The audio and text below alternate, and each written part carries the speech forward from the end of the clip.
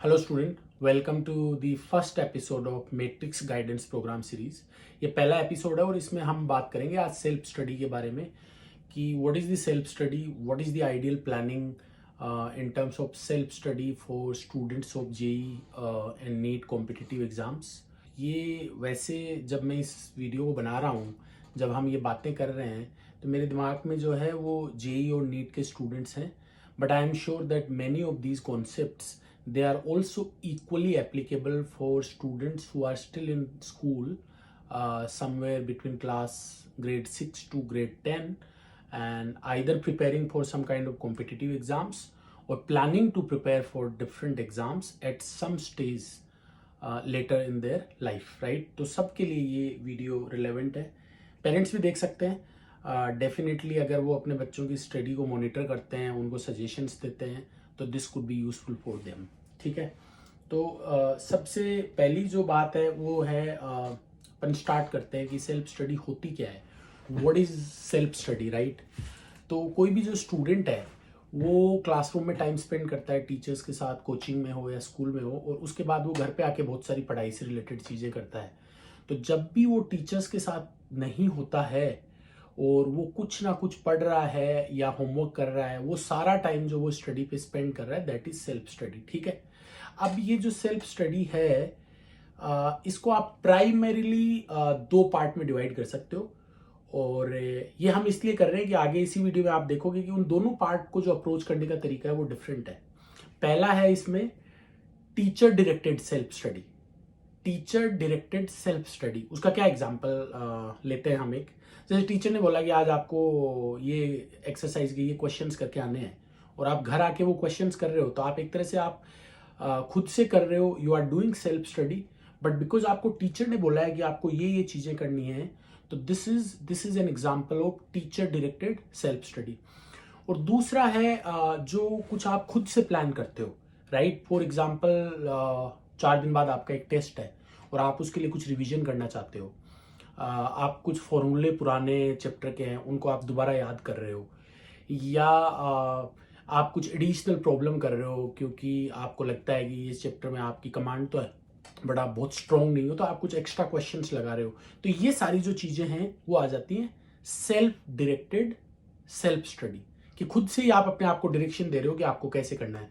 तो मैं एक बार फिर से रिवाइज करता हूँ, हम क्या बात कर रहे हैं कि जो सेल्फ स्टडी है वो टीचर डायरेक्टेड हो सकती है और वो सेल्फ डायरेक्टेड हो सकती है। ठीक है, आगे जाने से पहले जो सबसे पहले मैं आपको एक चीज बताना चाहता हूं कि किसी भी स्टूडेंट के लिए, और ये जो बात है ये इससे ये भी क्लियर हो जाएगा कि ये हमारी सीरीज का पहला वीडियो सेल्फ स्टडी पे क्यों है।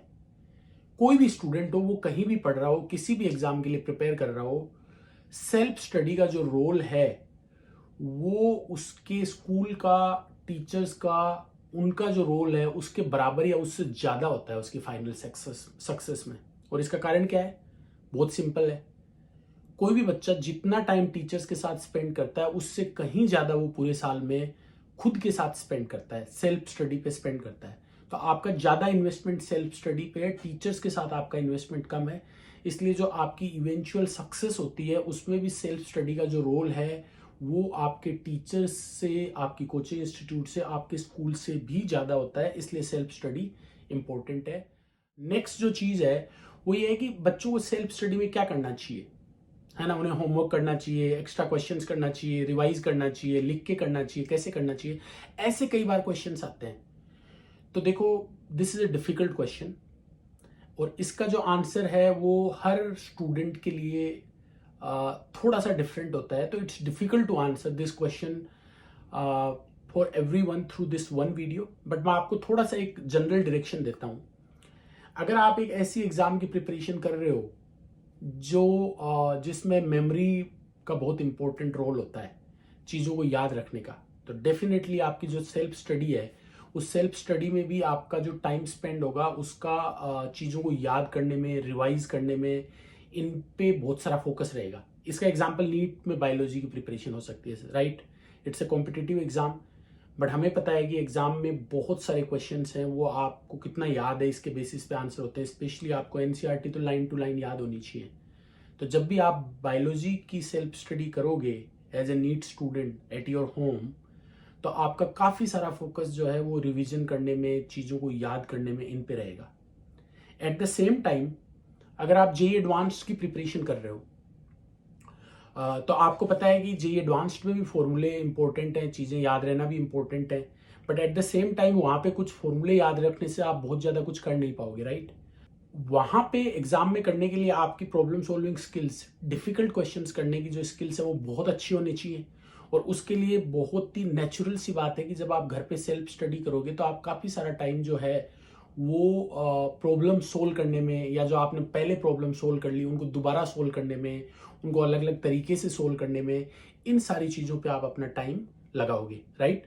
तो जो सेल्फ स्टडी की अप्रोच है कि मेमोरी बेस्ड होनी चाहिए या एप्लीकेशन बेस्ड होनी चाहिए, वो काफ़ी हद तक इस पे डिपेंड करेगी कि आपका अल्टीमेट एम क्या है। नेक्स्ट जो हम बात करेंगे वो बहुत इंपॉर्टेंट चीज़ है, और मैं चाहता हूँ कि आप इस पे बहुत अच्छे से फोकस करें। बहुत सारे बच्चे क्या करते हैं कि जब वो घर पे प्रिपरेशन करते हैं तो वो घर पे पढ़ाई करते हैं तो वो एक टाइम टेबल बना लेते हैं। कुछ इस तरह का टाइम टेबल है कि मैं 4 बजे उठूंगा, 4 से 5 ये पढ़ूंगा, 5 से 6 ये पढ़ूंगा, 6 से 8 में फिजिक्स का होमवर्क करूंगा, 8 से 10 में केमिस्ट्री का रिवीजन करूंगा, 10 से 11 में मैथ्स पढ़ूंगा, 11 से 12 आराम करूंगा, 12 से 2 तक I will go back to sleep. इस तरह से कुछ भी, हर बच्चे का वो टाइम टेबल अपना अलग हो सकता है, बट बच्चे एक टाइम टेबल बना के और उसको फॉलो करते हैं। काफ़ी टीचर भी ये तरीका सजेस्ट करते हैं। मेरे को पर्सनली ऐसे लगता है कि this is not a very good approach, this is not a very effective approach.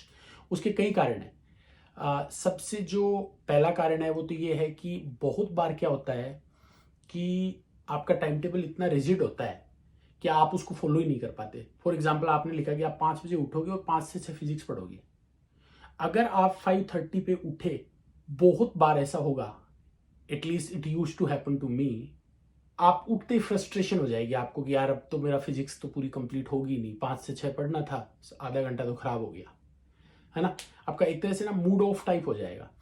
And what will happen as a result of that is कि बहुत बार तो आप वापस ही सो जाओगे कि यार अब आज का दिन तो खराब हो गया, अब कल से स्टार्ट करेंगे, राइट। या आप पढ़ोगे तो आधे मन से पढ़ोगे, it's not going to be very effective. दूसरा एग्जाम्पल ले सकते हैं, आपने जैसे प्लान किया कि आप 8 बजे से लेके और 9 बजे तक आप फिजिक्स का रिवीजन करोगे। ये वाला चैप्टर आपने स्टार्ट किया, आपने देखा 9 बजे तक तो आधा ही चैप्टर हुआ है या 70% चैप्टर ही हुआ है। फिर से आप अब उसको वापस छोड़ना पड़ेगा, बीच में तो आपका मन खराब होगा कि यार अभी मेरा केमिस्ट्री का टाइम आ रहा है। आप नहीं छोड़ोगे तो फिर आपका केमिस्ट्री मिस हो जाएगा। What I am trying to say is कि जब भी आप एक रिजिड टाइम टेबल बना के घर पे तैयारी करने की ट्राई करोगे तो आपको फ्रस्ट्रेशन आने का काफ़ी सारा उसमें स्कोप है, राइट। तो मेरा सजेशन है कि ऐसे फिक्स टाइम टेबल बनाने के बजाय आप क्या करो, एक टास्क लिस्ट बना लो। टास्क लिस्ट का मतलब क्या है कि आज मेरे को ये चीज़ें करनी है, और वो सारी चीज़ें आप अच्छे से लिख लो। आप एक एस्टिमेट लगा लो कि कौन सी चीज़ में कितना टाइम लगेगा, राइट। और फिर आप उन चीज़ों को ट्राई करने की, कंप्लीट करने की ट्राई करो। आप करोगे, पहले दिन के एंड पे आप देखोगे कि यार आपने 8 चीज़ें लिखी थी। जैसे मैंने यहाँ पे एक, आप इस पे आपको मैं एक सिंपल जैसे टास्क लिस्ट दिखाता हूँ, आप ये देखिए। आप इसको डिवाइड भी कर सकते हो कि टीचर डायरेक्टेड, ये टीचर ने बोला है घर जाके करना है, सेल्फ डायरेक्टेड है, ताकि आपको और अच्छी क्लैरिटी रहे। पर आप सिंपल भी रख सकते हो, it's not a big thing. Task list का बेनिफिट ये है कि आपके पास फ्लेक्सिबिलिटी रहती है। सबसे पहली बात तो अगर आप 15 मिनट लेट हो गए, किसी चीज़ में ज़्यादा लग गया, आपके वेस्ट हो गए, तो आपको फ्रस्ट्रेशन नहीं आती कि यार अब ये चीज़ मैं कैसे करूं, क्योंकि आपके पास ये नहीं था कि इतनी बजे से इतनी बजे तक ये टास्क करनी थी। बस आपके पास लिस्ट है, आपने सुबह लिखा हुआ है, और आप पूरे दिन में जैसे जैसे आपके काम होते जा रहे हैं, you are crossing those items जो कंप्लीट हो रहे हैं, है ना। सिंपल सी चीज़ है एकदम। तो आप ये कर सकते हो। दूसरा इसका बेनिफिट क्या है कि आप अगले दिन ये भी देख सकते हो कि यार कल मैंने जो अपने लिए प्लान किया था कि मैं ये 7 चीज़ें करूंगा, उनमें से मैं कितनी कर पाया, राइट। और आपको एक उससे एक बहुत ही अच्छा एस्टिमेट भी लग जाता है ओवर टाइम कि मेरे से एक दिन में इतना काम होता है। तो आप जैसे जैसे स्टार्टिंग में, शुरू में आप टास्क लिस्ट बनाओगे तो आपकी हो सकता है कि टास्क लिस्ट जो है वो कंप्लीट नहीं होगी, बट धीरे धीरे you will become more familiar with your execution ability, कि आप एक दिन में कितना कर सकते हो, कितना रिवीजन कर सकते हो, कितने एक्स्ट्रा प्रॉब्लम्स कर सकते हो। तो फिर धीरे धीरे आप क्या करोगे, आपकी जो टास्क लिस्ट है वो रिलेवेंट होती जाएगी, वो जितना आप कर सकते हो उसके प्रोपोर्शन में आने लगेगी, और धीरे धीरे आपको सोते टाइम ऐसे सेटिस्फेक्शन भी होगा कि आज मैंने 7 आइटम थे, या मेरे टास्क लिस्ट में 8 आइटम थे और मैंने पूरे के पूरे 7 या 8 आइटम कंप्लीट कर लिए। तो ये भी एक इस अप्रोच का बड़ा बेनिफिट है। इसमें आपके पास फ्लेक्सिबिलिटी रहती है, डेफिनेटली आपको एंग्जाइटी कम होती है, फ्रस्ट्रेशन कम होती है, क्योंकि आप एक छोटी सी चीज से ये नहीं होता है यार अब ये टाइम तो निकल गया, अब मैं क्या करूं। You still have time to accommodate things, to be a little flexible around your day and so on, right. तो ये सारे आपको बेनिफिट हैं। तो मेरा यहाँ पे जो मैंने जो बोला है उसका सिंपल जो समरी है कि आप टाइम टेबल बेस्ड अप्रोच के बजाय आप टास्क बेस्ड अप्रोच को फॉलो करके देखो, it might give you better return. मैं काफ़ी लोगों को जानता हूं जो ऐसी अप्रोच को फॉलो करते हैं and it has actually help them, right. तो ये आप थोड़ा सा देख सकते हो। तीसरा है जो भी आप सेल्फ स्टडी का जो भी सिस्टम बनाओ, जिसको भी फॉलो करो, I would give you a suggestion कि at the end of the day जब आपका वो टाइम का विंडो कंप्लीट हो जाए तो आप एक बार उसको रिव्यू जरूर करो कि आपने कितना किया और कितना नहीं किया। वो आपको नेक्स्ट डे की प्लानिंग में बहुत हेल्प करेगा। आपको एक रियलिस्टिक असेसमेंट हो पाएगा कि यार मेरे से एक दिन में इतना होता है, right. And that is important, that is going to be important. इससे ओवर टाइम आपकी प्लानिंग है वो बेटर होती जाएगी, आपका कॉन्फिडेंस भी बढ़ेगा और आप ज़्यादा इफिशिएंटली ज़्यादा चीज़ें कर पाओगे। तो ये आप जरूर देखें। बहुत इंपॉर्टेंट सी चीज़ है। बहुत बार बच्चे कंपटीशन में ये भी देखते हैं कि अच्छा वो एक दिन में इतना कर रहा है, वो बच्चा है, वो बच्ची, मेरे से तो इतना ही हुआ। तो I will give you a suggestion, when it comes to self study there is no one size fits all kind of a rule। ऐसा कोई फिक्स नहीं है। अलग अलग बच्चों की पढ़ने की कैपेसिटी अलग होती है, कितनी सोने की उनको टाइम की रिक्वायरमेंट है वो अलग होती है। तो always remember that your competition is with your self only. Do not compare your self with any one else. आप अपने एबिलिटीज के हिसाब से जो बेस्ट पॉसिबल हो सकता है वो करते जाएं, and I am sure over time you will become confident. तो इस चीज़ का आप जरूर ध्यान रखें। ठीक है। तो I think true to our motto it will be a no nonsense video.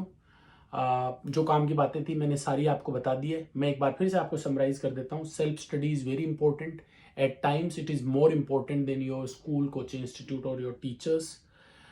Self study के लिए अलग अलग तरह की अप्रोच होती हैं। एग्जैक्टली कैसी अप्रोच है वो आप किस चीज़ की तैयारी कर रहे हो इस पर डिपेंड करेगा।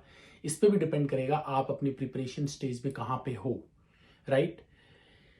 टास्क लिस्ट के जो अप्रोच है, टास्क लिस्ट की जो अप्रोच है that is better than your fixed rigid time table approach. बहुत सिंपल सा पॉइंट है but this is extremely important, इसका आप ध्यान में रखें।